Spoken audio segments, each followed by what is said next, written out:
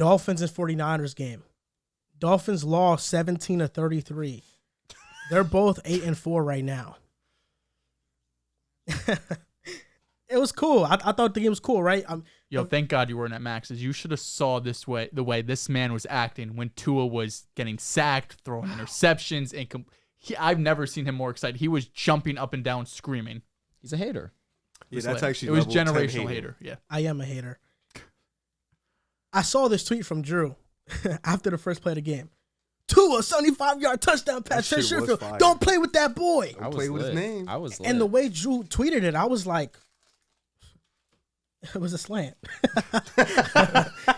and as the game progressed, tweets weren't coming as often. Just want to know what your thoughts were on the roller coaster of the game. Roller coaster. I mean, Tua was bad. It was up. There's no other way to put down. it. And I guess we do a lot of semantics here, right? So Tua was fine. Was okay, right? Tua was okay. That's very well said. Because there's no other way to. No, listen. There's no way to prop it up. He was okay. I mean, what do you want to say? He was bad. I wouldn't say he was bad, because there was moments of being bad, but there was also moments of him being who he's been. Like a drive. I would disagree with that statement. Like 2 drives. I was gonna say it was more than 2. In the fourth quarter, he was pretty clutch. The fumble, I don't really care about. They're already down 2 scores. They had no timeouts left on the clock. The game is over. But people have been mentioning that as a blemish on Tua's game. They just wanted to add to the bad game. That's fine. They can just run with whatever narrative that they have. But let's go off that I do care about. So the last 2 drives that he had, the perfect ball to Tyreek Hill, that was an insanely clutch, a perfectly dropped in there pass, excuse me. And then on the last drive of the game that he was trying to take the lead or tie the game to potentially take the lead with the extra point, he was clutch. He made some big throws. That throw to Tyreek Hill on 4th down didn't even need to happen because Trent Sherfield should have secured that catch on 3rd down. I mean, it looked as a catch, but of course you go to the ground and it moves. Any type of movement. To Mike Gesicki? No, that was to Trent Sherfield that he caught it on the out route, but then he went to the ground to secure it and got hit and kind of the ball moved a little bit and they called it incomplete. So now I'm talking about the one that Tua rolls out to the outside. Should have hit the fullback, honestly. It was a way easier pass, would have got the first, but instead throws the ball to Tyreek. Safer because it's Tyreek Hill, but as soon as he let that ball go, my stomach sank. I was nervous, but it was a perfectly put pass. Tyreek made a great catch on it. And now about the Gesicki dropped pass as well. It's certain plays that make or break a game. Think about it. All that happened prior to that drive. Tua was oversailing balls. Really, the most inaccurate we've seen Tua all season long. The pressure definitely got to Tua. It seemed as if every single play, Nick Bosa was in that backfield. He had one of the best games we've seen all season by a defensive player. He was all world. And we knew that was going to happen. We've said it. If Teron Armstead wasn't going to play, Bosa was going to have his way. Bosa is too good to not feast on those matchups. But Teron Armstead, as the week went on, it looked more and more unlikely that he was going to play. And, of course, Bosa had a spectacular game. But the pressure was too much. I mean, it seemed really as if Tua really didn't have enough time. The pressure was coming in, and it was kind of messing with Tua's psyche a little bit, had errant throws that we hadn't seen. But even with all that, Tua was still in position to win the game. And it's a drop pass on an out route to Mike Gesicki that honestly could have gone either way. Do you think that it was a catch?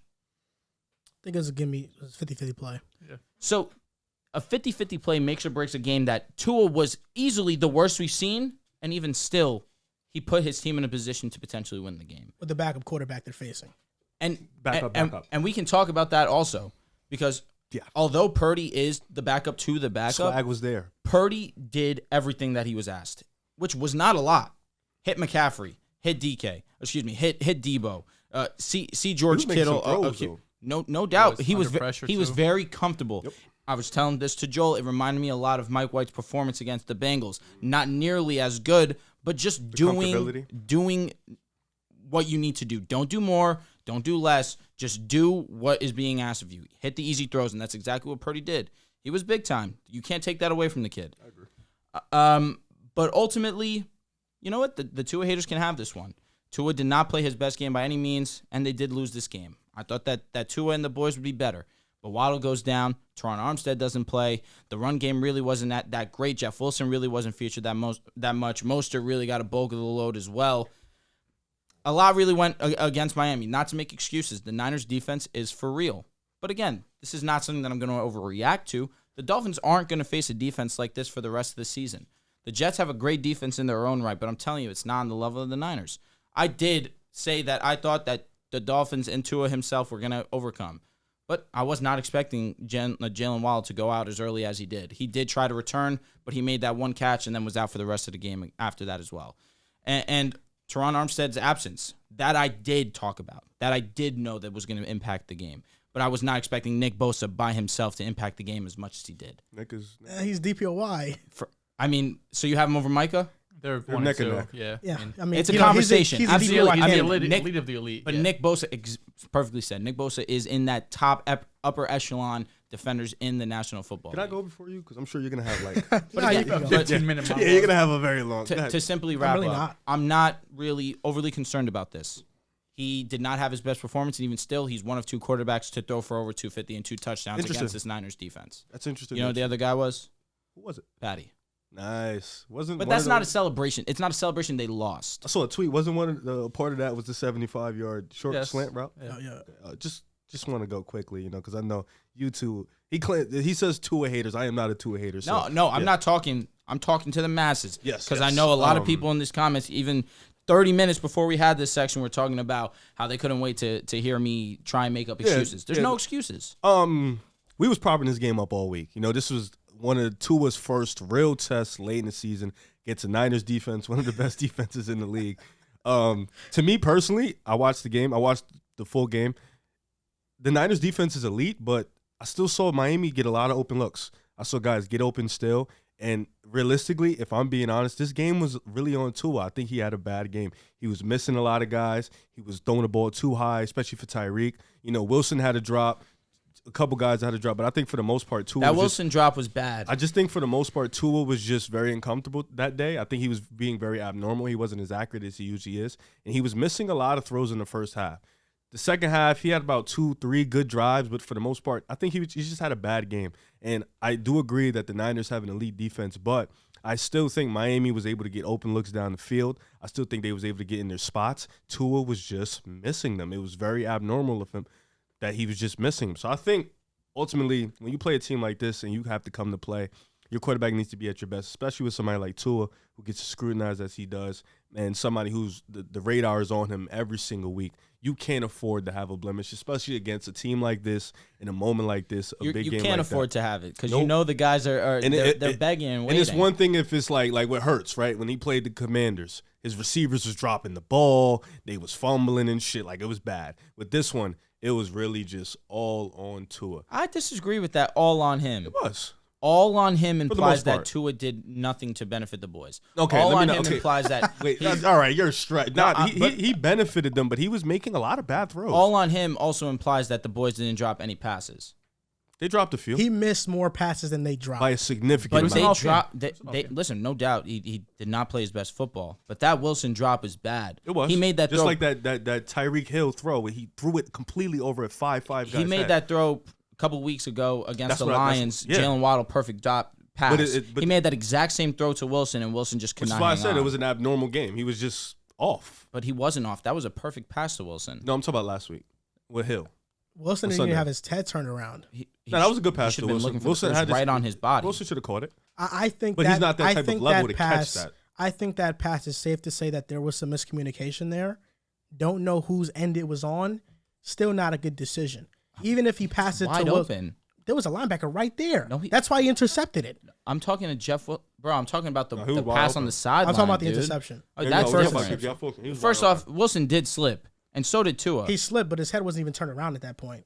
Because he fell. If he didn't fall, if he didn't fall, he was probably gonna. If he doesn't fall, it's not an INT. It's probably an incompletion. Yeah, but it's which still is much better. Yeah, but it's still not a great decision. But we can talk about the one interception that was egregious. Was the one to Tyreek Hill for sure. That was bad. That throw I saw, and of all the throws that we want to talk about, that's the one that I look at and want back more than any other one. Now, where do I start with this? There you go. Right. I wish I had water. Now it's funny because a lot of Dolphins fans on Twitter. I got a rivalry with Dolphins fans on Twitter. each time I tweet about Tua, Dolphins, I mention the name. Oh, there's a boatload of replies, right? Yeah, even I don't like them. And let me say something before you go off. Take it easy on this man, all right? He's just tweeting his opinion. Just because he does not agree with you does not mean that y'all can come nasty at him. To be fair, like sometimes he trolls. But the way that they come, the way that they talk, the way that they be talking about Joel is honestly disgusting sometimes. Yeah, no, I agree. That's all I wanted to say. But you can it comes with the it does come with it, but they take it to a different level that is beyond.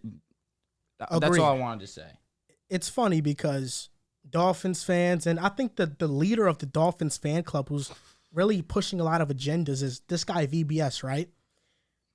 When Tua went on this run where he was beating up on bad defenses and everybody was pointing to the run of elite defense he's going to ultimately face, you know what he tweeted? Oh, I can't wait. Oh, I can't wait. I was one of those. Yeah, you were. And last week, I remember you saying he's going to throw for 350 and 3 touchdowns and have a signature performance. It was close. I was close. Wasn't I? No. I was close. Now, Tua, my goodness. You beat up the Bears. You beat up the Browns. As you should. You beat up the Lions. You beat up the Texans. The Ravens. Yeah. Great game. Keep going. But these were the past couple of games, right? That, Tua was having these great, perfect performances, throwing to wide open guys. He passed the quizzes. This was the first test. No way you're repeating yourself from the Joel Moran show. Come on, man. Oh, that was a great line. And I love that line. I actually do love that line. Don't bring that on PSA, man. He passed the quizzes. Yeah. He didn't pass the test. He ain't had the answers, Sway. He didn't have the answers. Now, when talking about this Tua game and the Dolphins in general, we know the first play of the game, 75-yard touchdown to Sherfield. That was just something that Sherfield took it to the house. Sean Gibson had a bad angle on it. It was a good read by Tua, even better play by Sherfield. After that first drive, got bad. It was a pile of 3-and-outs. The pressure was insane. The start of the third quarter, there was some momentum going. Tua broke away from a sack and hit Tyreek Hill on the sideline. That was a phenomenal throw, something I didn't know he had in him. He's done it all season. What are you talking about? And then penalties piled up, and then Tua threw an interception to Jimmy Ward. That was a great drive. It stalled out because of penalties, and then the Ward interception happened. The 49ers go on a scoring drive. They go up 20-10. Now the Dolphins need to score. I mean, this is desperation. They need a drive. They need a great drive quickly. And on that drive that they needed, the Dolphins need to score, and Tua throws another interception. The 49ers get a field goal, make it 23-20. That was a bad read by Tua. He just sailed it over Tyreek Hill. And the fourth quarter happens. He has that touchdown bomb to Tyreek Hill. That was a great pass. It was right on the money. Tyreek Hill was wide open. So when it comes to that play, I don't want to take anything away from Tua, but I want to highlight Mike McDaniel in that play because that was a similar concept they used in the Ravens or Bills game. One of those games, I can't seem to remember which one it was, where you have the safety bite on an in-cut route, and that frees up the post.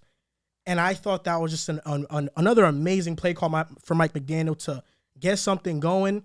When that play happened, I was having flashbacks to the Ravens game. I was like, maybe it's going to be an array of touchdown passes and Tua's just going to get going. And after that, just really didn't get going. They had the drive after. They had the drive, the Gesicki drop, right? But then the next drive, Tua fumbles, Nick Bosa. The game was over. Yeah, I mean, over. I wouldn't say it's 9 over. 9 points, no timeout. There was 2 minutes and 30 seconds left. It would have been really hard. But Tua gets sacked, fumbles, returned by Drake Greenlaw. That was basically the game. It was. And I will mention this. The second drive of the game, I believe, Tua, there's a wheel route called for Tyreek Hill. Tua sees it. He's about to pass it. He hesitates. And he ultimately does pass it. Lenore, the corner, almost breaks on it and has an interception.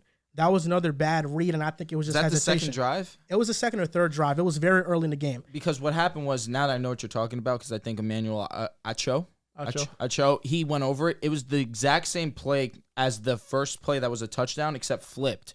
So they had Sherfield, which is, if you wanted to highlight that, I'm with you. And it was also a weird miscommunication between Tyreek as well. But he had Sherfield in the exact same play flipped for probably a good game. I don't know about a touchdown, but for some reason, instead of seeing Sherfield, he kind of hesitates there and then goes to Tyreek. Mistake there. Now, it's simple, this game, what it was for Tua. It was an off game. He was missing throws high the entire game. He was. Which is honestly surprising to me. He kind of usually underthrows things, right? He was overthrowing his entire game. It was inevitable. I was waiting for a backhanded one. That's fine. 2 interceptions. You've been calm so far. I'm fine with this. Neither was good in my opinion. Nick Bosa, 3 sacks. The first one, come on. So it was a game. Fred Warner, his lengthiness, ranginess. He's a problem. To cover the middle of the field. Dre Greenlaw, his speed. I remember week 1 when Drew came here and we had the Russell Wilson debate, right? After they lost to Seattle. And I relate this to that because I'm about to explain it in a minute. Many viewed my take on Russ an overreaction. Weeks later, it wasn't. I'm sorry to cut you off. Q sent us $50. Shout out to Q. Shout out to Q. Shout out. Continue. It wasn't an overreaction. I don't feel the same way about Tua right now. I do think it's an off game. I do think the Dolphins offense will be good. Wow. I don't see them dropping off. No, I knew this was coming. Growth was the word I was going to use. No, I'll be honest. I knew this was coming. Because watching the film back, yes, you can say Tua did not have his best game by far, but there were moments where he did step up. That's why when you started the segment saying he wasn't bad, he was okay, I knew we were going to have calm dialogue. Because this wasn't an overall terrible game by Tua. It really wasn't. And like people said, it was against the 49ers defense. This is a great defense. Absolutely. An elite defense, the top of the top. Facts. The Dolphins offense will be fine. I still have worries about Tua in playoff games, and I think he will slow down as he stretches the defenses he faces. They're ultimately better. That it is what it is. I don't think he is going to stay where he's been at. Why? Because I just don't think it's going to happen. See, I don't like that reasoning. I don't like that reasoning. But I am worried about their defense. I am. That's the statement. And Josh Boyer is way too aggressive. He blitz blocked Brock Purdy most of the day when I don't think he should have really blitzed him because they were getting home without pressure anyway. Look, Brock Purdy was okay. Everybody's overreacting to this performance. I thought he got away with a lot of stuff. Watching the film back, I thought that Brock Purdy made some terrible decisions that just didn't come back to bite him. Fair enough. The 49ers are done. They might win a playoff game, maybe 2. They're done. They're cooked. Jimmy G's not out for the season, but Jimmy G is going to be back by the NFC Championship game. Maybe he comes back earlier and plays through pain. I was going to say, he avoided the Liz Frank, which is enormous. But Brock Purdy's not doing anything. Let's not hype this up. He made some clutch third down throws. I understand. He was prepared. I like that he was prepared. Time. I'm not overreacting to that. When it comes to Tua, when you take away that first read, when you make be careful him with the think, statement, he does hesitate. Is incorrect. And all I've been saying this entire season, and I don't know why it's so controversial. He's not on the level of Herbert or Joe Burrow. Come on. Right? Have I not said that Tua is like a Tannehill, is like a Jimmy G, is like a Kirk where he can win? That's all I've said. I never called him a trash quarterback. I've said you can win with Tua. Never called him a trash quarterback? This season. In 2022? Season, no. Since the start of the NFL, 2022 season. September of 2022. I never called him a trash quarterback. Never? I have. In your life? In my life, I have. But even in 2020, when he got drafted, that year, I already had a take that Tua is Jimmy Garoppolo. That's what the take I had. I compared Tua to Goff. It's wrong. To Goff. I compared Tua to Goff, to Jimmy G, to Kirk, to Tannehill. Just keep finding that them. Range of guys. Keep finding them. When I look at Tua, although he was pressured, I don't think the pressure is what made him have an off game. Like, it was definitely there, but he was just missing throws. Come on. He was missing both, throws. For sure. He was, and there were clean pockets where he was missing throws.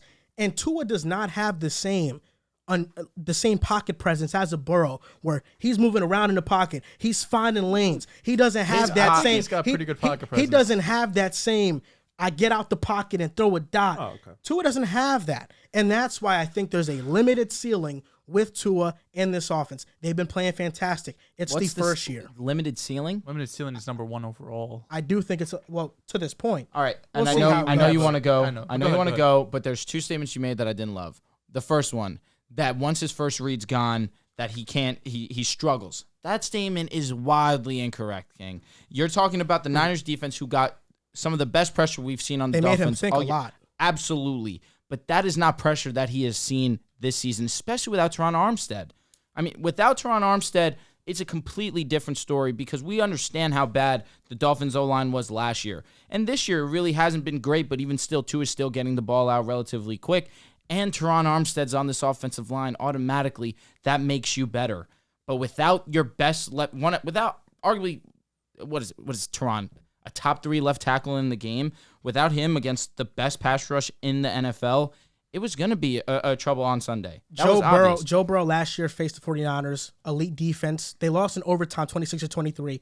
Burrow, we know, has a trash offensive line. Joe Burrow's better. 348 yards, 2 touchdowns, no interceptions. He played a phenomenal, great game. Joe Burrow's better, though. He is better. But this is also with Waddle missing some of the game, and by some, I mean 70%. Basically the whole game. Sure. And the whole first read thing, dude, that really, to me, you watched the game, so I won't throw you that statement. But if you do watch Tua, you understand. He sees his first read, the eye manipulation, draws the defense. He sees his second read. Oh, that's not there. Then you said he doesn't have great pocket presence. He's shown this season that narrative is wrong. He knows how to step up, get to his left, get to his strong side. It's solid. It's not Burrow. But no one's saying that it's Joe Burrow. You said he's better than Joe Burrow. I did say that he's better than Joe Burrow. I never said that his pocket presence was better than Joe Burrow. So what makes him better than Joe Burrow? I just think that his accuracy, his ability to Joe Burrow led the league in accuracy last year. Okay, and this year Tua is arguably the best in the game. I mean, we know when it comes to accuracy, I would take Tua over every quarterback in the league.